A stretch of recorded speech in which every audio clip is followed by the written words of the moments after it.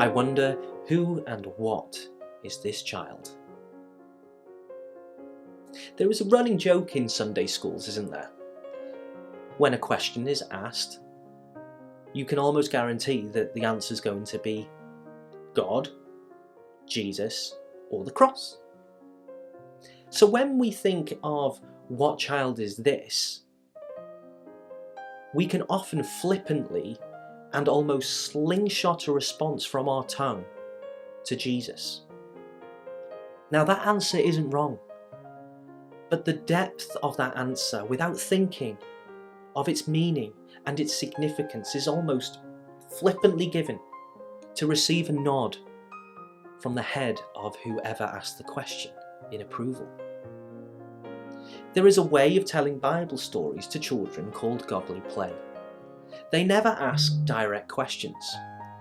They always use wondering questions. I wonder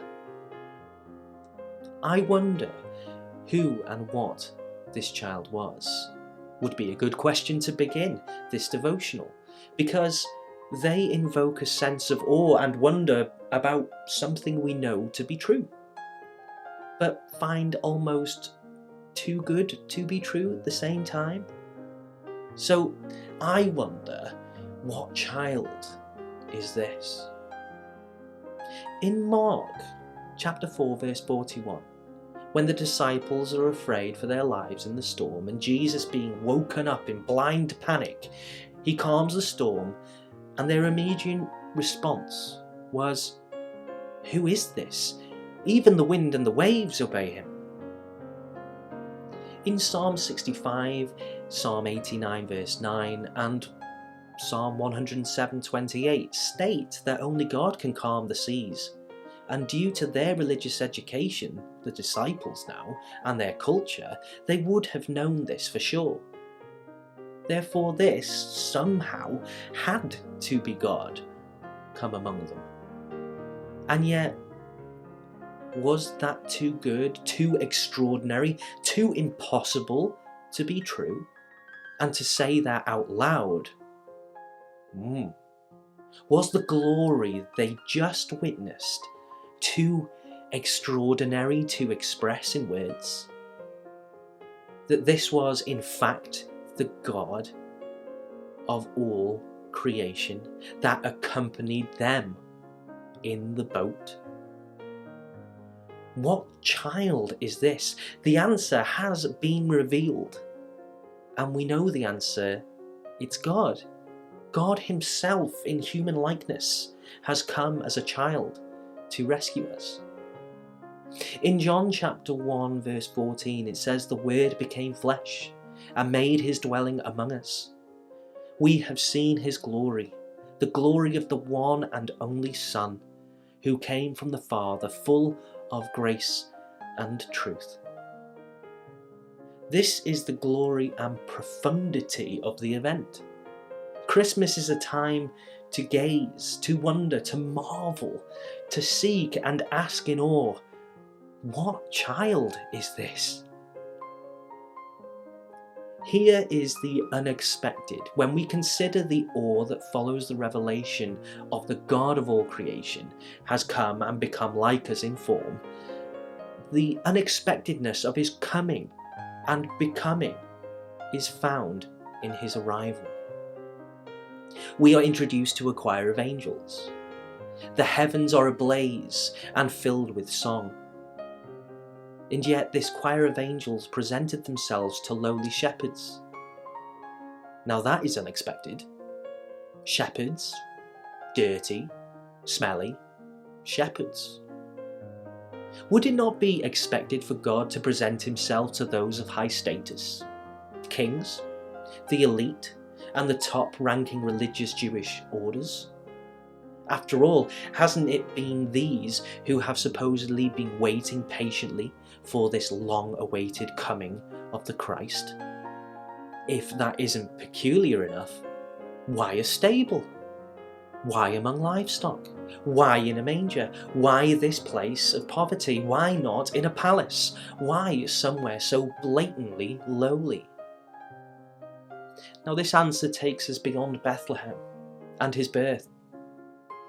but to take stock of his whole life, which was a progression from one degree of loneliness to another.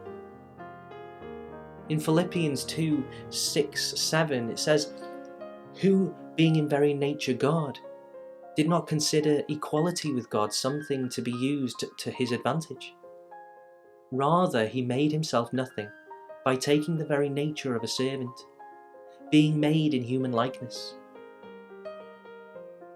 In Luke 9:58, it says, "Foxes have dens and birds have nests, but the Son of Man has no place to lay his head."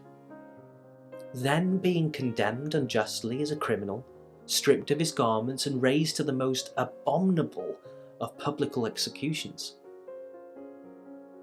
and being found in human form, he humbled himself by becoming obedient to the point of death, even death on a cross. Now, I don't mean to dampen the brightness and joy of Christmas, not at all, when I talk about his death. I understand that the sweet, cuddly baby Jesus, so innocent and pure, is something to celebrate.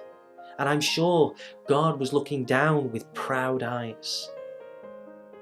But God the Father was also looking down, knowing and understanding with conflicting emotions, pride of the beautiful Son, but also the death he would die. In some senses, Christmas demonstrates or presents us with the heart of the Father for the Son,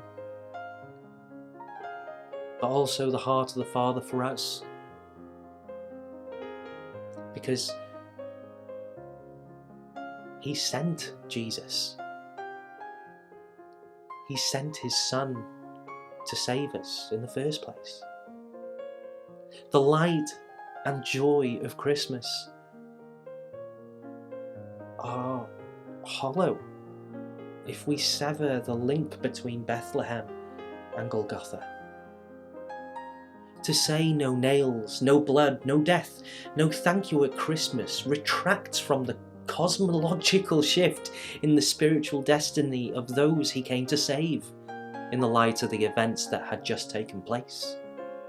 The cross at his birth was now in his view, which is good news because there was much work to do between this peaceful moment and what he would accomplish on the cross.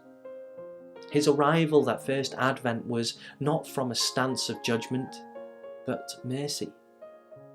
He did this for you. He did this for me. Christmas is for you. It's for me because his life was for you, for me. His death was for you and for me. And his triumphant resurrection on the other side was for you and for me. The spears and the nails should not dampen our spirits on Christmas, but illuminate a sense of awe and thanksgiving. It is this very reality that gives this Christmas season, not just this one, but every Christmas season, its power.